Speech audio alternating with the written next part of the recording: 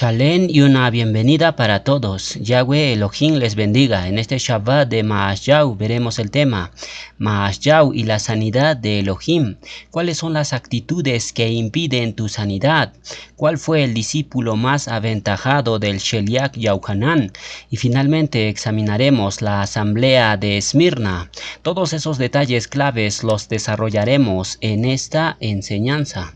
Iniciemos definiendo el tema. Hoy estamos en el Shabbat del Cohen Maasyahu, un nombre hebreo que significa ya ha librado o rescatado. ¿A quién libró Yahweh de la muerte? Al rey Hizquiyá, mal llamado Ezequías. Y curiosamente Hizquiyá y Maasyahu comparten la misma raíz etimológica Uz, que significa fortalecer. De ahí que el nombre Hizquiyá signifique ya ha fortalecido.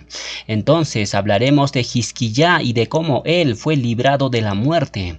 ¿Cuántos años Yahweh le añadió al rey Hizquiyá? Fue 15 años más. ¿Por qué fue 15 años? Muy simple, porque el número 15 representa la forma poética del nombre del creador Yah. La Yod vale 10, la Hei vale 5, y ambas letras Yod Hei forman la forma Yah del nombre del creador. Entonces el nombre Hizquiyá, que significa ya fortalecido, no fue cualquier nombre puesto al azar, sino que Yahweh sabía que él iba a enfermar gravemente y luego lo iba a sanar añadiéndole 15 años más de vida. Si ven, todo tiene una conexión profunda, nada es por casualidad. Por tanto, vamos a examinar la vida del rey Hizquiyá para sacar una enseñanza profunda. En Segunda de Crónicas capítulo 30 se nos relata la historia de un rey grande, de un varón de Elohim que tuvo, como todos, sus altos y sus bajos, sus puntos débiles y sus puntos fuertes. Este fue el hombre al cual Yahweh le añadió 15 años más de vida. Entonces, si hay un personaje que sabía cuándo iba a morir, ese sin duda era Hizquiyá. Si alguien te dice a partir de ahora tienes 15 años más de vida, lógicamente tú sabes la fecha de tu muerte. No obstante, ninguno de nosotros sabe cuándo va a morir. No creo que usted sepa cuándo y de qué va a morir, pero Hizquiyá sí lo sabía. Es terrible ver en el Tanaj algo que a mí siempre me llamó la atención. Hizquiyá fue un gran varón de Elohim, pero su hijo Manasés, que le sucedió en el trono, fue todo lo contrario. Subió al trono con 12 añitos. Imagínese usted, un niñito de 12 años de la noche a la mañana se convierte en rey, con toda la autoridad, los soldados, los sirvientes, pero lamentablemente no siguió los caminos de su padre. Manasés fue un rey que practicó la brujería, consultó a los nigromantes, era un fanático de la astrología y pasó sus hijos por el fuego. Esto llama tremendamente la atención. Vemos a grandes varones de Elohim que tuvieron hijos que fueron un desastre, pero más llama la atención ver padres malísimos, desobedientes a Yahweh, rebeldes, desleales, pero tuvieron hijos con una vida jarruajín y un ahabá por Yahweh impresionante. Es como un misterio. Uno dice, ¿cómo un varón de Elohim que camina en la Torá puede tener hijos tan malos? ¿O cómo de padres tan perversos pueden salir hijos tan íntegros? Es como una especie de misterio. ¿Dónde queda el verso que dice, instruye al niño en su camino, y aun cuando fuere viejo no se apartará de él? Pienso que en algún momento nos hemos hecho esa pregunta. Debemos meditar severamente en lo que ese verso significa. ¿Por qué de padres muy pero muy íntegros no salen hijos jarruajín como se espera? ¿Qué es lo que sucede? ¿Falla el verso? ¿No les enseñaron? ¿O qué fue lo que pasó? Pienso que esas preguntas estaría bien que los examináramos con lupa. ¿Hasta qué punto o extremo podemos aplicar este verso? Si esto es una promesa o si es algo condicional. Lo cierto es que este texto es uno de los enigmas más grandes del Tanaj, pero hoy no vamos a profundizar en esto. Regresemos al tema principal. Leamos el siguiente texto para entrar en contexto. Segunda de Crónicas 31 nos dice, Envió después Jizquiyá por todo Yasharel y Yaudá, y envió cartas a Efraín y a Manasés para que viniesen a Jerusalén a la casa de Yahweh, para celebrar el Pesaj a Yahweh Elohim de Yasharel. Jizquiyá subió al trono a los 25 años de edad, y lo primero que hizo fue reparar la casa de Yahweh y restaurar el servicio en el templo. Luego envía mensajeros por todo Yasharel para que vengan a celebrar el Pesaj a Yahweh. Pero ¿cuál fue la respuesta del pueblo? Segunda de Crónicas 30 del 10 al 11 nos dice que la casa de Efraín se hacía la burla y se reían de los mensajeros. Qué triste, ¿verdad? Se les manda llamar para la unidad, para la reconciliación y para volver a Yahweh Elohim, pero muchos lamentablemente se burlan y se mofan. Esa misma actitud pasa hoy en día, pero dice el texto, líneas abajo, que algunas personas de Asher, Manasés y Zabulón se humillaron y vinieron a Jerusalén.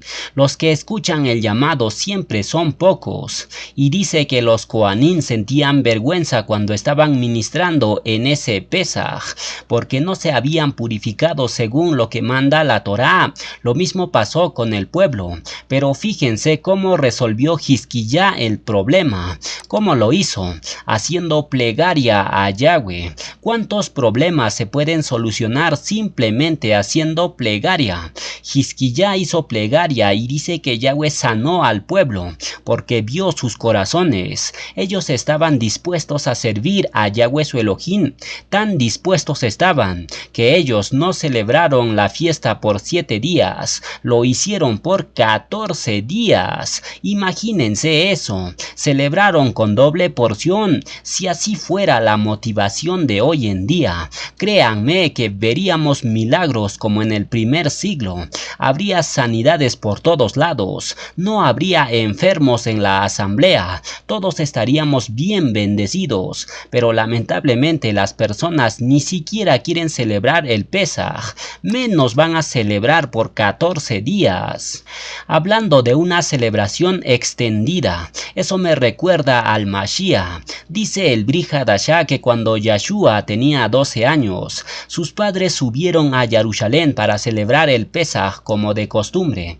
Y cuando terminó los 7 días de la fiesta, sus padres regresaban a su casa en Nazaret, pero dice que se dieron cuenta que no estaba Yeshua con ellos. ¿Por qué el Mashiach no se fue con sus padres cuando terminó los 7 días de la fiesta? Muy simple, porque Yeshua era un apasionado con las cosas de Yahweh. Las personas generalmente venían a celebrar el Pesaj con la intención de cumplir el mandato, y ni bien terminaba la fiesta, no esperaban ni un segundo más para regresar a sus casas y continuar sus negocios o quehaceres. Ellos no eran apasionados con las cosas de Yahweh, pero Yeshua sí lo era. Él se quedó 3 días más en el templo, y si no venían sus padres, entonces el Mashiach tranquilamente se habría quedado 7 días adicionales celebrando el Pesaj. Ese tipo de personas busca a Yahweh, no busca personas que vienen para cumplir o por obligación. Un dato interesante en este punto es el siguiente. Dice que la golondrina y el gorrión hacían sus nidos dentro de los atrios del templo. ¿Por qué? Porque es mejor estar un día en la casa de Yahweh que 1000 fuera de ellos. Fíjense, hasta los animales anhelan estar dentro de los atrios de Yahweh, pero las personas prefieren ir a sus negocios, a sus quehaceres, antes que pasar un día más en los atrios de Elohim. Entonces estamos viendo que en la época de Jizquiyá, el pueblo celebró el Pesaj con muy grande regocijo. Tan grande fue la alegría que los celebraron por 14 días. Pero después de una gran bendición, ¿qué es lo que sigue? Siempre viene como un coletazo de parte de Hasatán para robarse tu bendición. Fíjense lo que dice el capítulo siguiente a la la gran bendición que recibió Jisquiyá y el pueblo. Segunda de Crónicas 32 del 1 al 3 nos dice: después de estas cosas y de esta fidelidad vino Sennacherib, rey de los asirios, e invadió a Judá y acampó contra las ciudades fortificadas con la intención de conquistarlas. Viendo pues Jisquiyá la venida de Sennacherib y su intención de combatir a Jerusalén, tuvo consejo con sus príncipes y con sus hombres valientes para cegar las fuentes de agua que estaban fuera de la ciudad, y ellos le apoyaron. Permítanme darles una pequeña explicación antes de leer el siguiente verso. Una de las primeras cosas que se le cortaba a una ciudad sitiada era el suministro de agua. Podemos sobrevivir algún tiempo sin comida, pero sin agua a los 3 días estás más que muerto. Podemos vivir sin luz, sin internet, con poca comida, pero sin agua la vida es imposible. Entonces lo que hacían los enemigos cuando rodeaban una ciudad era cortar el suministro de agua, para que de esta manera la ciudad más temprano que tarde se tuviera que rendir. Pero Jisquiyá fue un rey inteligente que se le ocurrió meter agua a Jerusalén por vía subterránea, y hasta el día de hoy los túneles de Jisquiyá siguen funcionando. Entonces, como Jerusalén tenía suministro de agua subterránea, ellos podían soportar un asedio. No obstante, había fuentes fuera de Jerusalén, los cuales Jisquiyá mandó tapar. ¿Para qué? Ahí se encuentra un mensaje Harruajín tremendo, pero primero leamos el texto. Segunda de Crónicas 32:4 nos dice: entonces se reunió mucho pueblo y cegaron todas las fuentes y el arroyo que corría a través del territorio, diciendo: ¿por qué han de hallar los reyes de Asiria muchas aguas cuando vengan? ¿Por qué al enemigo le vamos a dar el privilegio, el gozo y la bendición de disfrutar de cosas que no le corresponden tener? Los Yaudín pensaban en las aguas, y ahora vamos a conectar esto a nuestras vidas. ¿Por qué le vas a dar tu juventud, tu tiempo, tus dones, tus talentos? ¿Por qué se los vas a dar de balde al enemigo? ¿Acaso ellos se esforzaron para tenerlo? Entonces hoy en día no les des nada al enemigo. No le ofrezcas tus talentos que Yahweh te dio. Esos talentos únicamente Elohim te dio para que lo uses para su cabot. Luego dice el texto, segunda de Crónicas 32:5: después con ánimo resuelto edificó Jisquiyá todos los muros caídos, e hizo alzar las torres, y otro muro por fuera. Fortificó además a Milo en la ciudad de David, y también hizo muchas espadas y escudos. Es decir, ya nos hemos gozado. En la parte Harruajín ya hemos restaurado nuestra relación con Yahweh Elohim. Nos hemos reconciliado. Ya hemos celebrado el Pesaj. Pero ojo, hay que levantar muros. Hay que construir espadas y escudos. Hay que invertir también en lo material, porque lo Harruajín está resuelto. Pero ahora en lo material tenemos que tomar medidas y tenemos que invertir tiempo, porque Sennacherib, Hasatán, se nos viene encima y quiere robarnos la bendición del Pesaj. Luego nos dice el texto, segunda de Crónicas 32 del 6 al 8 nos dice: y puso capitanes de guerra sobre el pueblo, y los hizo reunir en la plaza de la puerta de la ciudad, y habló al corazón de ellos diciendo: esforzaos y animaos, no temáis, ni tengáis miedo del rey de Asiria, ni de toda la multitud que con él viene, porque más hay con nosotros que con él. Con él está el brazo de carne, mas con nosotros está Yahweh nuestro Elohim para ayudarnos y pelear nuestras batallas. Y el pueblo tuvo confianza en las palabras de Jisquiyá, rey de Judá. Pero algunos dirán: maldito el hombre que confía en el hombre, pero lo están sacando de contexto. El Tanaj nos enseña que nuestra confianza absoluta está en Yahweh Elohim, pero cuando una persona es de Yahweh y demuestra un testificar fiel, entonces la situación es diferente. Por Yahweh y por Gideón dijeron aquellos Yasharelim que fueron a la guerra a jugarse la vida. Y en este caso las palabras de Jisquiyá tocaron el corazón del pueblo, y todos ellos se animaron y tuvieron confianza. Luego el relato dice que Sennacherib Senaquerib amenazó a Hizquiyá y hasta incluso blasfemó contra Yahweh, el Elohim de los hebreos. Ahora la pregunta sería, ¿qué hacemos en esta situación crítica? Nos entregamos, nos rendimos, le damos lugar al miedo. Ahora, ¿qué hacemos con todas estas mujeres y niños que están entre nosotros? Ahora, ¿qué va a pasar con nuestras vidas? En algún momento de nuestra vida nos hemos hecho esa pregunta, te lo aseguro. Pero fíjate otra vez cómo solucionaron el problema, cómo lo hicieron. Dice que el rey Hizquiyá y el Nabí Yeshayá hicieron plegaria a Yahweh. ¿Y Yahweh qué hizo? Hizo esto.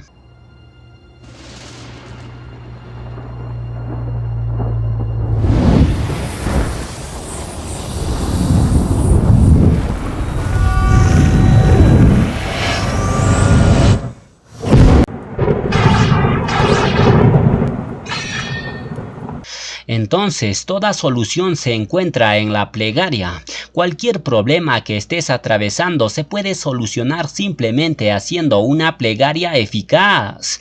El Brit Hadashah dice que la plegaria eficaz del justo puede mucho. Hizquiyá y Yeshayá hicieron plegaria, y Yahweh envió un malaj, el cual mató en una sola noche a 185,000 asirios. Imagínense eso. Si un solo malaj de Elohim tiene esa capacidad, entonces, ¿qué pasaría si Yahweh enviara millones de malajim? Matarían a toda la humanidad en menos de un segundo. Pero en la batalla del Armagedón eso será una realidad. Yahshua dirá a sus enemigos, mueran todos. Y los malajim, en un abrir y cerrar de ojos, hacen una carnicería tremenda. Entonces, aquel problema en la época de Hizquiyá era imposible de solucionar. Humanamente hablando, ellos no podían ganarle al enemigo. Hay muchas cosas que con tu fuerza, con tu sabiduría, con tu dinero, etc., tú podrías conseguir sin lugar a dudas. Pero existen situaciones en las que no vas a saber qué hacer, aunque tuvieras 20 millones de dólares en el banco. Va a haber un momento en que todo eso no te va a servir de nada. Así se encontró el rey Hizquiyá dentro de las murallas. Esto es imposible de superar. Esto no se puede ganar. Esta gente viene armado hasta los dientes. Esta gente viene caminando meses y meses desde Asiria. ¿Dónde está Asiria? En Irak. Esta gente no son vecinos nuestros. Esta gente se ha propuesto en serio matarnos, destruirnos y derribar nuestro templo. Esta gente ha caminado mucho que no se irá de aquí con las manos vacías. Aquí tiene que pasar algo fuera de lo común. Caso contrario, el asirio va a entrar en la ciudad y nos va a destruir. Y es curioso que uno de los títulos de la antimachía es el asirio.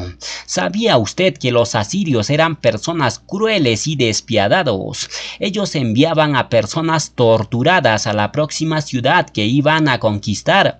Cuando esa ciudad se enteraba de las horrendas cosas que hacían los asirios a los rebeldes, esa ciudad le abría las puertas de par en par. Eran terribles estos asirios. Eran prácticamente los demonios personificados. De estos hombres sanguinarios Yahweh libró a Hizquiyá y al pueblo. Luego Hizquiyá fue engrandecido mucho después de estas cosas. Pero fíjense lo que pasó después. Otra vez Hasatán dando coletazos. Primero tenemos una gran bendición. Celebramos el Pesaj por 14 días. Hay mucha alegría, todo el mundo contento, las barrigas llenas, todo el mundo restaurado. Y viene Senaquerib a tratar de robarnos la bendición. Hizquiyá y Yeshayá claman y Yahweh envía su malaj y desbarata al ejército de Asiria. Un triunfo tremendo. Otra vez ofrendas, alegrías, júbilo, bendición. Pero ahora viene Hasatán por otro camino. Ahora viene en forma de enfermedad. En aquel tiempo, recién terminada la batalla, recién vista la bendición de Yahweh, pero ahora viene nuevamente Hasatán con una enfermedad terminal. Fíjense qué astuto es Hasatán. Como no pudo con ejércitos, ahora viene con enfermedad de muerte. Pero dice que Hizquiyá hizo plegaria a Yahweh y fue restaurada su salud. Después de eso fue prosperado en todo, pero no todo puede ser color de rosa. Miren lo que pasó con Hizquiyá después de estas cosas. Segunda de Crónicas 32, 25 y 27 nos dice: Mas Hizquiyá no correspondió al bien que le había sido hecho, sino que se enalteció su corazón, y vino la ira contra él y contra Yahudá y Jerusalén, y tuvo Hizquiyá riquezas y cabot y muchas en gran manera, y adquirió tesoros de plata y de oro, piedras preciosas, perfumes, escudos, y toda clase de joyas deseables.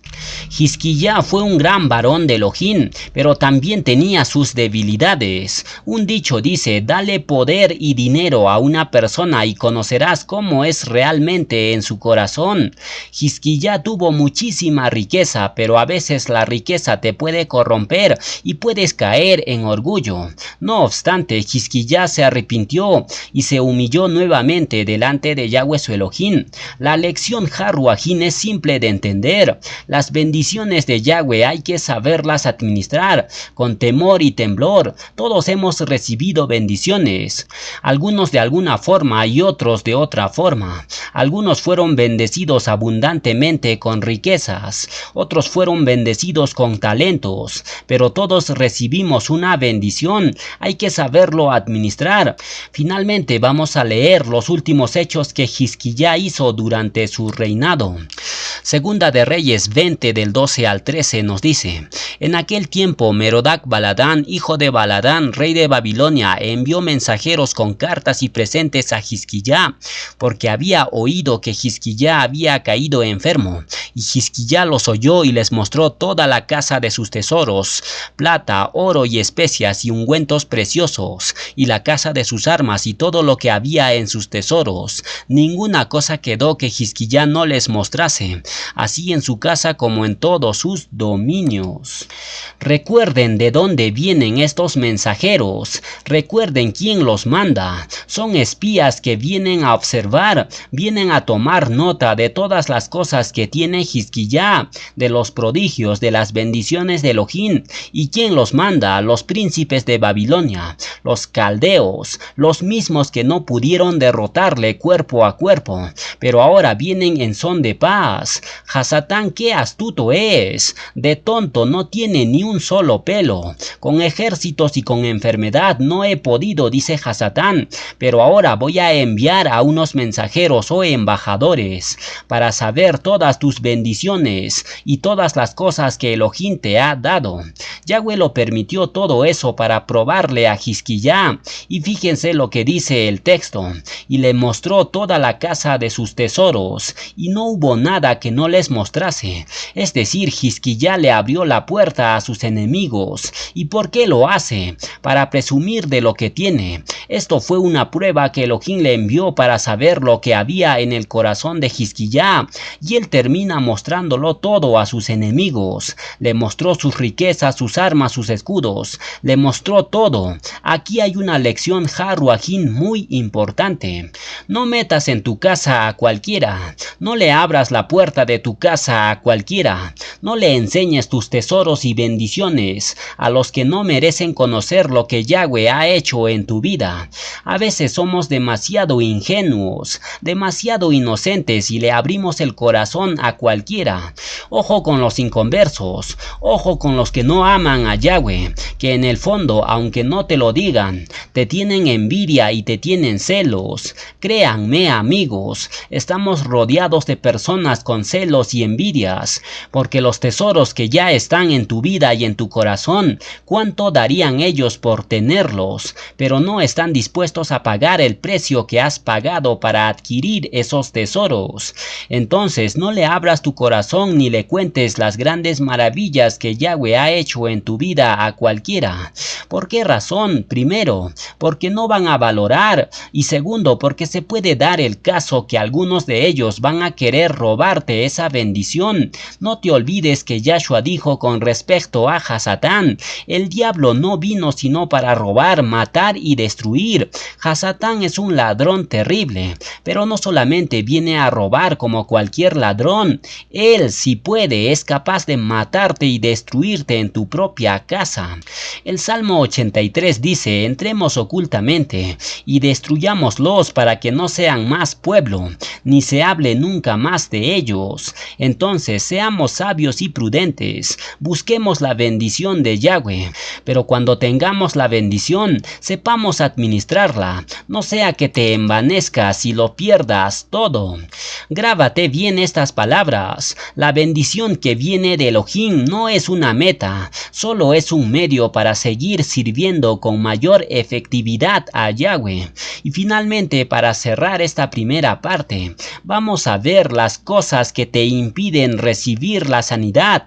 La sanidad lo recibimos no porque lo merezcamos, sino por la infinita compasión de Yahweh. Segunda de Corintios 1 del 3 al 4 nos dice: bendito sea Yahweh, el cual nos consuela en todas nuestras tribulaciones, para que podamos también nosotros consolar a los que están en cualquier tribulación.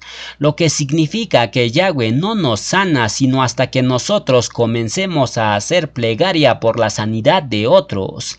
Muchos se han resentido con Yahweh porque no recibieron la sanidad que esperaban. Algunos incluso se volvieron ateos por esa causa. Pero cuando uno está resentido con el Creador, no recibirá sanidad. Por eso es necesario que restaures tu relación con Yahweh tu Elohim. Otra causa por la cual no recibes la sanidad es por lo siguiente: porque tienes una actitud de exigir. Esas personas dicen: yo merezco ser sano, yo merezco la sanidad, 15 años he estado en la asamblea, yo merezco que Elohim me sane. Nadie merece nada, todos merecemos el lago de fuego y la muerte, pero Yahweh envió a Yeshua y nos regaló la salvación.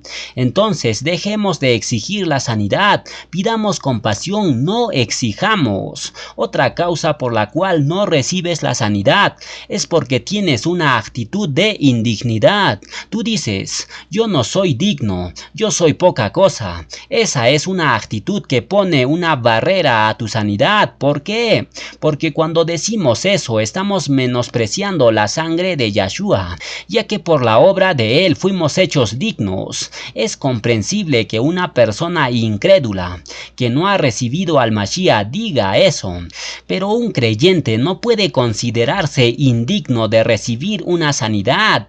Otra actitud que impide la sanidad es la autoconmiseración. Las personas dicen: pobrecito yo, soy un miserable que no vale nada, y todavía se enojan porque nadie les ayuda. Eso es autoconmiseración. Otra actitud que impide tu sanidad es la comparación que te haces con otros. Tú dices: ¿por qué estoy enfermo? Si yo soy un creyente y ese que peca está sano. Y usted mira ese ejemplo una y otra vez en el Tanaj. ¿Por qué los impíos prosperan? No lo sabemos. Hay cosas que no lo vamos a entender sino hasta que lleguemos a la presencia de Yahweh.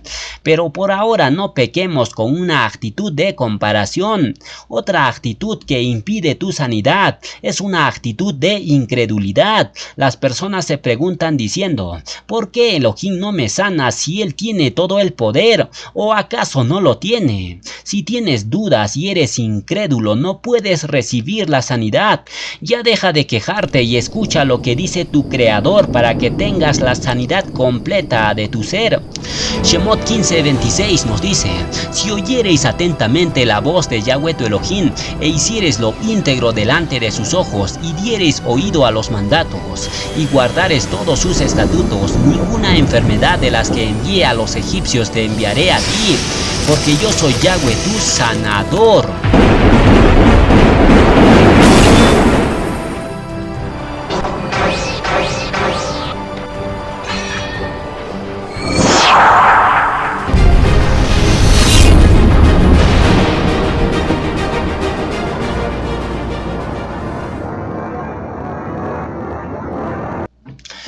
Vamos a continuar la enseñanza en este Shabbat. Ahora veremos librados de la muerte.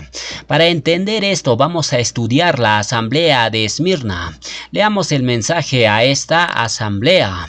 Revelaciones 2 del 8 al 11 nos dice: y escribe al malaj de la asamblea en Esmirna, el primero y el postrero, el que estuvo muerto y vivió, dice esto: yo conozco tus obras y tu tribulación y tu pobreza, pero tú eres rico, y la blasfemia de los que se dicen ser Yaudín y no lo son, sino sinagoga de Hasatán.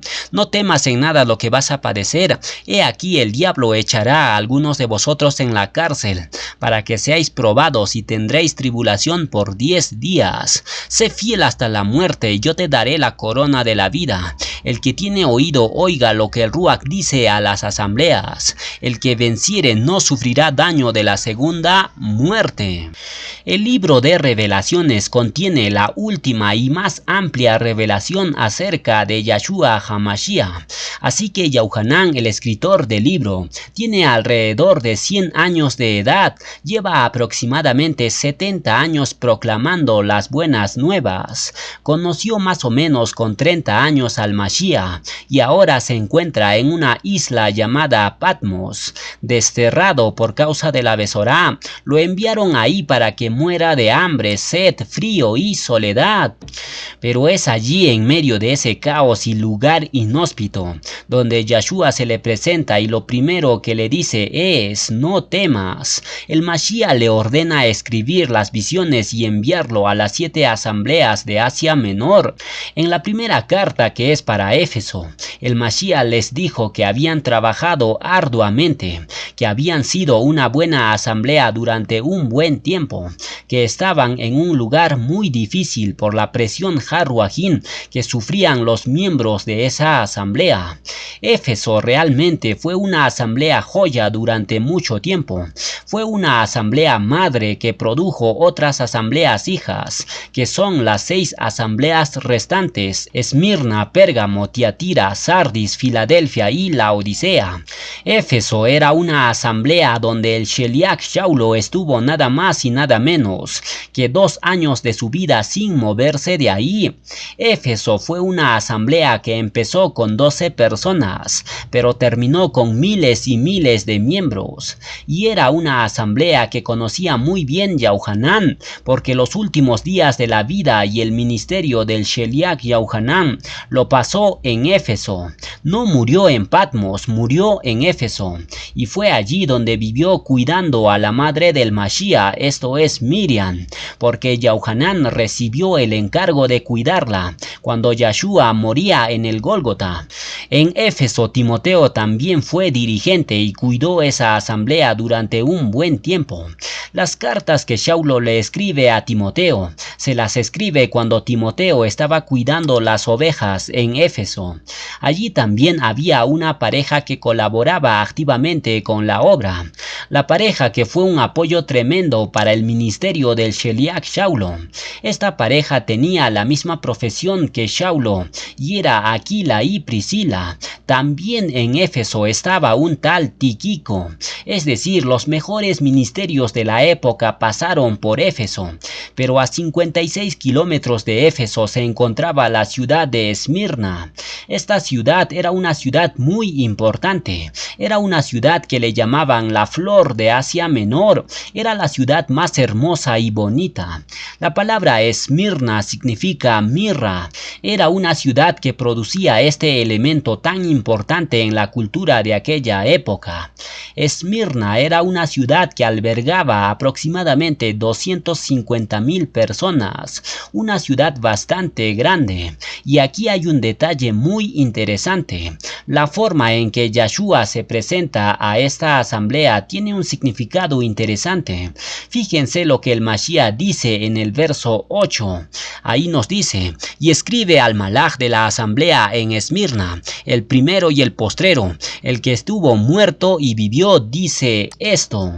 La frase estuvo muerto y vivió no es casualidad, porque la ciudad de Esmirna fue fundada en el siglo XII antes de la era común. Luego los lidios la destruyeron completamente, pero ustedes ustedes saben que Alejandro Magno tenía 4 generales principales que aparecen en la profecía de Daniel. Uno de ellos se llamaba Lisímaco, el cual decidió resucitar de los escombros a la ciudad de Esmirna en el año 301 antes de la era común. Es decir, Esmirna estuvo bajo escombros durante siglos, pero en la época en que Yahuanán le escribe esta carta, Esmirna ya era una ciudad resucitada, hermosa, activa y comercial. Por eso Yahshua se presenta a esta asamblea diciendo: el que estuvo muerto, mas he aquí que vive por los siglos de los siglos. Es decir, el Mashiach les dice: así como ustedes, ciudadanos de Esmirna, estuvieron muertos, esta ciudad no existía y nadie hablaba de ella, y no había vida, ni había jóvenes, ni había nada, pues ahora esta ciudad ha resucitado.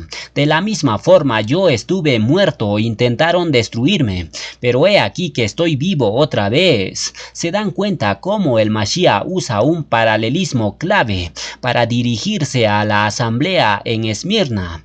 Entonces esta ciudad era hermosa, materialmente hablando era tremendamente rica, pero en sentido Harruajín era tremendamente pobre. ¡Qué paradoja!, ¿verdad? Una ciudad rica, una ciudad donde el trabajo sobraba, una ciudad próspera, pero en sentido Harruajín tremendamente pobre.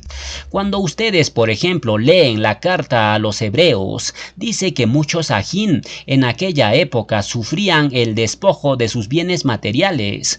Por eso la asamblea de Esmirna estaba pasando una crisis económica. La ciudad era rica, pero los ajín eran despojados de sus bienes. Por eso el Mashiach les alienta y les dice: ustedes son pobres pero ricos, significando que las autoridades romanas les quitaron todos sus bienes materiales y no tenían trabajo. Se convirtieron en los más pobres de la ciudad, pero eran ricos en el cielo. Ahora bien, no solamente la asamblea de Esmirna estaba pasando por problemas económicos, sino que además Yahshua les da una advertencia más seria. Esmirna, al igual que Filadelfia, no recibe una amonestación de corrección, en el sentido de falsas doctrinas, enfriar de la Javá o falsas profecías. No. La asamblea de Esmirna recibe una palabra de advertencia, porque viene un tiempo de prueba, viene un tiempo de persecución contra la asamblea, y los miembros tienen que estar preparados antes de y no después de. Yahshua les dice a través de este mensaje que vienen 10 días de persecución. Esta frase se puede aplicar literal y figurativamente. El número 10 todos sabemos que representa totalidad ordinal, por eso vemos plasmado las 10 palabras en tablas de piedra. 10 plagas fueron derramadas en Egipto, por ende 10 días de prueba significan un periodo completo de tribulación. El discípulo más aventajado, el discípulo más importante del Sheliach Yahuanán, ¿quién fue? Fue Policarpo. No vamos a hablar en detalle de él, pero fue un gran varón de Elohim. Él fue un saquenim o dirigente de Esmirna. Fue muerto en la hoguera en el año 156 después de la era común. Era un miembro de la asamblea de Esmirna. Escuchen el siguiente dato interesante. Cuando lo llevaron para prenderlo en la hoguera y habían puesto la hoguera encendida para meterlo dentro, y le dijeron: te damos la última oportunidad. Si reniegas y renuncias a tu Mashiach, si te retractas en cuanto a tu emuná, te libramos de morir quemado. Y Policarpo dijo: no hace falta que me lleven arrastrando a la hoguera, porque durante más de 80 años he estado sirviendo a Yahweh mi Elohim. Jamás he negado mi emuná, y en el último día de mi vida no lo voy a hacer. Y dice que Policarpo salió corriendo y se metió dentro de la hoguera, y de esa manera dio su vida por Yahshua, y esto sucedió en la famosa ciudad de Esmirna.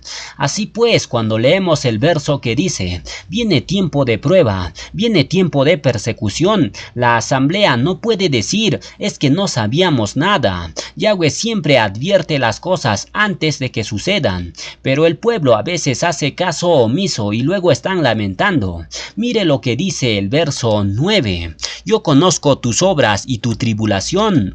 Aquí la palabra tribulación, amigos, no solamente es un tiempo de persecución, de matanzas, de martirios o torturas, sino también hace referencia a un tiempo de presión, a un tiempo en el que será muy difícil vivir tu vida y tu relación con Yahweh tu Elohim, un tiempo en el cual vas a tener que aprender a trabajar y a moverte y a servir a Elohim bajo presión. Y es que cuando examinamos la palabra del Creador, encontramos que Yahweh nos quiere enseñar y capacitar para poder trabajar y para poder servirle en todo tipo de situaciones, no solamente cuando hay aplausos y abundancia, etc., lo cual es muy fácil, sino que Yahweh está más interesado en preparar y entrenar a su pueblo para la tribulación, para la presión y las dificultades, que para la bonanza y la abundancia. Y eso es lo que Yeshua le está diciendo a la asamblea de Esmirna. Vienen tiempos en que los creyentes van a ser tremendamente presionados, se van a sentir como gente miserable y pobre, pero recuerden, ustedes son ricos, porque la riqueza de un Yasharelim no depende de los bienes materiales, depende de lo que es y del Elohim al cual sirve. Luego dice el texto, y la blasfemia de los que se dicen ser Yahudim y no lo son sino sinagoga de Hasatán. La palabra blasfemia se podría haber traducido también como calumnia, es decir, vienen tiempos en los que a ustedes les van a calumniar, van a utilizar a las autoridades contra vosotros, falsos testigos que os calumnien para tratar de frenar el avance de las buenas nuevas en la ciudad de Esmirna. No tengan temor de nada, ya que la escritura dice que la emuná del creyente tarde o temprano sí o sí tiene que ser probada por el fuego, y una vez que sea probada, esa emuná realmente será una emuná que pueda soportar la bomba termonuclear más poderosa. Así tú podrás moverte en toda situación, sea bajo presión, sea bajo libertad o sea bajo lo que sea. También habla Revelaciones que en Esmirna había un tipo de personas que se hacían pasar por Yaudín pero no lo eran. En simples palabras, cuando alguien se hace pasar por algo que no es, el Tanaj utiliza un término muy directo, el cual es la hipocresía. La palabra hipocresía significa uno que usa una máscara. La palabra hipocresía se usaba en el teatro grecorromano, cuando los actores utilizaban caretas para ocultar su verdadera identidad y para hacer un papel que no era verdaderamente el suyo. Entonces a los actores grecorromanos se les llamaba hipócritas. Hoy en día la mayoría de los actores actúan con la cara descubierta, pero en aquella época no era así, el teatro era diferente. Por tanto, lo que Yeshua está tratando de decir aquí es que la asamblea no tiene que esconderse o disfrazarse de nada ni nadie. Tenemos que hacer lo que somos con todo honor para la cabot de Yahweh. Ahora bien, la asamblea de Yeshua siempre ha sido perseguida a lo largo de la historia, y aunque en nuestros tiempos aparentemente tenemos más libertad, eso no significa que en otros países no haya persecución. Por ejemplo, Corea del Norte es el país que más violentamente está persiguiendo a todos aquellos que lean el Tanaj. Tener un Tanaj en Corea del Norte te cuesta la vida a ti y tu familia. Es un país gobernado por el mismísimo Hasatán. Actualmente en Occidente ningún país está persiguiendo a los creyentes, pero eso no significa que Hasatán está con las manos cruzadas. Él puede perseguirte con alguna enfermedad y torturarte. Por ende, la persecución sigue vigente hoy en día, solo que ha cambiado un poco la modalidad nada más. Entonces un Yasharelín tiene que tener bien en claro que por muy bien que te portes, por muy buen testificar que tengas, en cualquier momento Hasatán te puede perseguir y Yahweh lo va a permitir para probar tu emuná.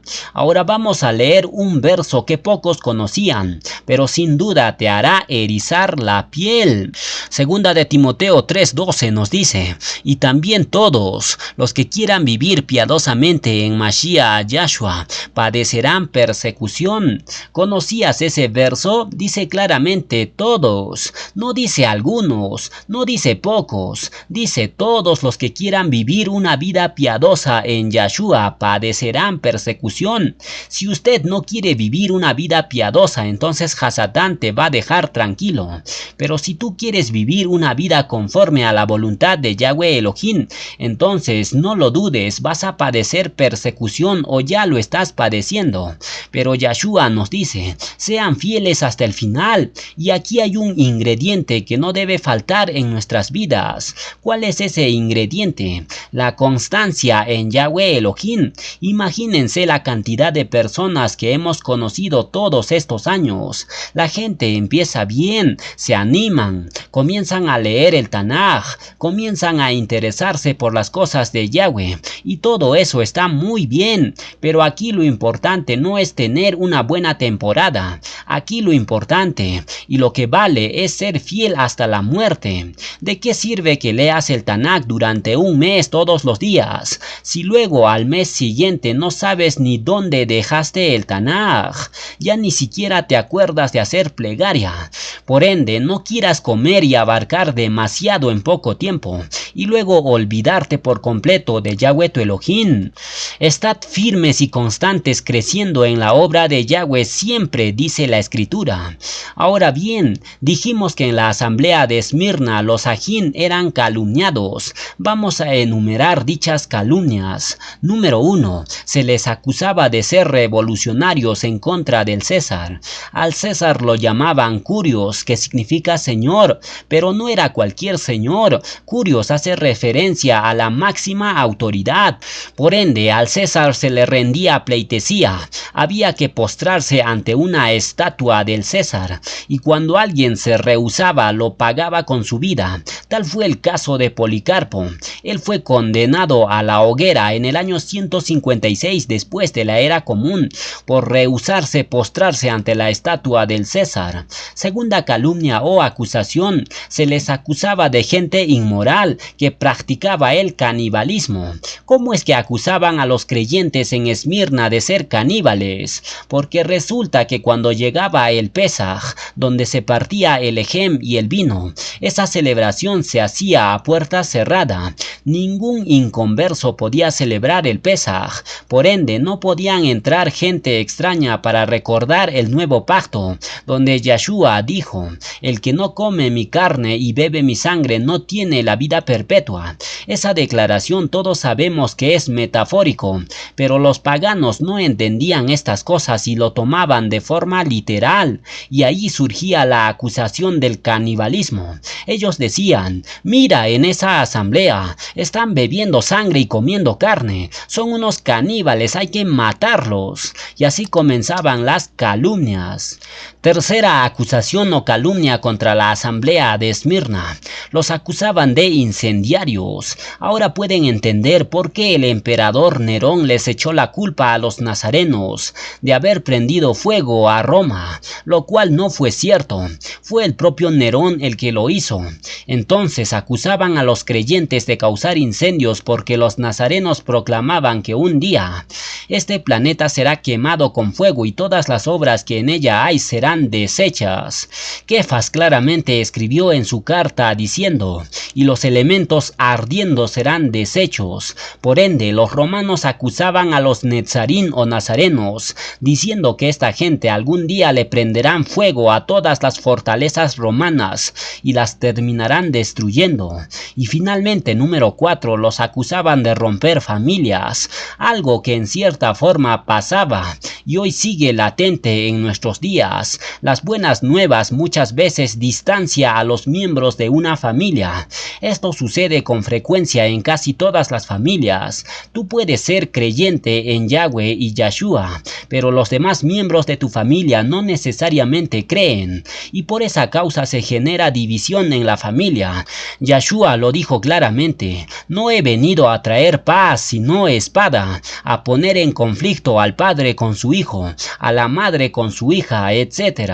A veces tu peor enemigo podría estar en tu casa. Hay un tejilín muy excelente que dice: Yahweh, dame fuerzas para que no claudique y mi enemigo se ría diciendo: ¿lo ves? Logré vencerte. Así que mentalízate que hay ojos, hay familias, hay vecinos, hay compañeros de trabajo que te observan detenidamente, te estudian, te examinan y están esperando el más mínimo fallo para enseguida arrojarse encima de ti y alegrarse. Por eso tienes que buscar más que nunca a Yahweh tu Elohim para que sostenga tu mano y no permita que tu enemigo se ría de ti. Ahora bien, hay algo interesante en el mensaje que Yahshua le da a Esmirna. Si se dan cuenta, en el pasaje Hasatán se menciona 2 veces. Primero dice Hasatán, luego dice diablo. Hasatán es el nombre hebreo del enemigo y en griego es diabolos, que luego pasó al castellano como diablo. ¿Por qué se menciona 2 veces a Hasatán en el mismo pasaje a la misma asamblea? Por una sencilla razón, porque el nombre es el código genético de la persona. El nombre es mucho más que una señal identificatoria. Si yo te digo, por ejemplo, Ferrari, ¿qué te viene a la cabeza? Un coche lujoso. Si les digo Messi, ¿qué les viene a la mente? El mejor jugador del mundo. Entonces, el nombre conlleva muchas cosas. Conlleva mucho más del simple hecho de decir: este es Shimón, este es Andrés, este es Yahudá. En el Tanaj la palabra nombre es Shem y la palabra alma es Neshama. Shem y Neshama están unidos de tal forma que la palabra Shem está contenido en la parte central de la palabra Neshama, lo que significa que el nombre es la esencia de una Neshama, y cuando Yahweh le cambiaba el nombre a una persona, literalmente le estaba cambiando la esencia de esa persona, porque el nombre es como una especie de código genético, es como una esencia que se revela a través del nombre. Por ejemplo, cuando vieron en un parto que un niño salía y el otro gemelo le agarraba por el talón al otro, lo agarraba por el calcañar, dijeron en ese momento: mira, es un Jacob, es un suplantador, es uno que quiere salir primero y agarra al gemelo del pie. Y le pusieron Jacob porque es uno que quiere suplantar, quiere salir primero, pero el otro se le adelantó. En la cultura hebrea, el tema de los gemelos se explica con un tubo. Si en un tubo metemos una bola A con diámetro igual al tubo y luego metemos otra bola B de igual tamaño, ¿cuál bola sale primero, la bola A o la bola B? Sale la bola B, la segunda. Luego la bola A que entró primero sale después. Entonces el que entra primero sale segundo y el que entra segundo sale primero. Así se explica en hebreo el tema de los gemelos. El primero en ser fecundado sale segundo y el segundo en ser fecundado sale primero. Jacob quería salir como el primero y le agarra el tobillo a Esaú y le dijeron suplantador. Por eso el nombre que lleva una persona describe la característica fundamental de esa persona. Jacob siempre quería lo del otro. La bendición de Saúl la quiero yo, decía Jacob. Yahweh trata con él y le dice: es que así no puedes ir por la vida, porque el fin no justifica los medios. Yo te voy a cambiar el nombre y nunca más te llamarán suplantador. Ahora te llamarás Yasharel, que significa el príncipe de Yahweh Elohim, porque has luchado con Elohim y has prevalecido. Yahweh le cambia de nombre a Jacob y le da un nuevo propósito en la vida. El nombre es propósito. Si no hay nombre, no hay propósito. Por eso vemos muchos personajes del Tanaj que no se los menciona por su nombre. Por ejemplo, ¿cuál fue el nombre de la mujer de Timnat, de la cual Samson se cautivó? No lo sabemos. No está registrado en el Tanaj. Si esa persona no se menciona por su nombre, entonces esa persona no tiene un propósito en la escritura. Por tanto, el nombre es importantísimo. El nombre que te pusieron tus padres no es casualidad, tiene un propósito. Nuestros padres terrenales nos dieron un nombre, pero Yahweh nos dará un nuevo nombre escrito en una piedrecita blanca. Ese será tu nuevo propósito propósito en el reino de los cielos. Otro dato interesante que Yahweh le promete a la asamblea de Esmirna es que no sufrirán ningún daño de la segunda muerte. ¿Qué es la segunda muerte? Bueno, con esta ilustración lo van a entender. El que nace una sola vez morirá dos veces, y el que nace dos veces morirá una sola vez si es que muere, porque muchos tendrán el privilegio de no gustar la muerte. ¿Han entendido esa frase? Vamos a explicarlo. Si tú eres un incrédulo, naces de tu mamá, pero como no crees en Yahshua, mueres en algún punto. Luego eres resucitado y juzgado ante el gran trono blanco. Y después de eso Yahshua te dice, vas a morir otra vez, y te lanzan de cabeza al lago de fuego. Pero antes de eso Yahshua te dice, reconoce quién soy yo e inclínate. Cuando estabas en la tierra no querías reconocerme, pero ahora reconócelo delante de todos. Y la persona a regañadientes se arrodilla y reconoce en voz alta que Yahshua HaMashiach es el Adón para la Kabod del Padre. Luego el Mashiach te dice, ahora morirás por segunda vez. Micael, tómalo y lánzalo al lago de fuego. La persona suplica y dice, por favor no me lances al lago de fuego, ya te he reconocido. Pero el Mashiach te responde, ya es muy tarde, fuera de aquí, Micael, haz tu trabajo. Y el Malaj Micael toma a la persona y lo lanza con todas sus fuerzas al lago de fuego, donde están la bestia y el falso profeta. Entonces los impíos nacen una sola vez y mueren dos veces. En cambio los redimidos nacen dos veces y mueren una sola vez, si es que mueren. Los redimidos nacen de su madre, luego nacen del agua y del ruaj para entrar en la perpetuidad. Revelaciones 20 del 11 al 12 nos dice, y vi un gran trono blanco y al que estaba sentado en él, de delante del cual huyeron la tierra y el cielo, y ningún lugar se encontró para ellos. Y vi a los muertos grandes y pequeños de pie ante Elohim, y los libros fueron abiertos, y otro libro fue abierto, el cual es el libro de la vida. Y fueron juzgados los muertos por las cosas que estaban escritas en los libros según sus obras. Se hace mucha referencia al libro de la vida. ¿Qué es el libro de la vida? Es un libro donde se encuentran escritos puramente los nombres de la familia de Yahweh. Los hebreos tenían un libro de familia. Ahí aparecía el nombre del padre, de la madre, de los hijos. De la misma forma, Yahweh tiene un libro de familia llamado el libro de la vida. Hay otros libros desde luego. Por ejemplo, el libro de las memorias que habla el Naví Malakya. Otro libro es el libro de las obras donde se registra cada detalle de lo que hemos hecho. Entonces el texto dice, y otro libro fue abierto, el cual es el libro de la vida. La palabra vida en hebreo nunca se puede escribir en singular. Vida en hebreo es Hayim en plural. Es decir, no hay vida, hay vidas. Es una palabra muy interesante porque el Tanaj habla de varias vidas, no simplemente de esta vida efímera y pasajera. Luego dice el texto, Revelaciones 20 del 14 al 15, y la muerte y el Sheol fueron lanzados al lago de fuego. Esta es la muerte segunda, y el que no se halló inscrito en el Sefer Hayim, en el libro de la vida, fue lanzado al lago de fuego. Entonces existe una muerte segunda, la cual no es otro que la separación perpetua de Yahweh. El lago de fuego se encuentra lejos de este universo. Nadie sabe dónde se encuentra el lago de fuego. Se encuentra en el lugar más remoto donde ni siquiera el Ruach de Yahweh quiere entrar. Ya se imaginan dónde se encuentra el lago de fuego.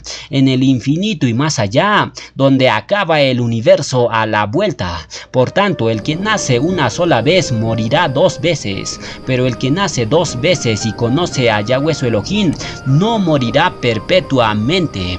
Yohanan 11 del 25 al 26 nos dice, Yahshua dijo, yo soy la resurrección y la vida. El que cree en mí, aunque esté muerto, vivirá. Y todo aquel que vive y cree en mí no morirá perpetuamente.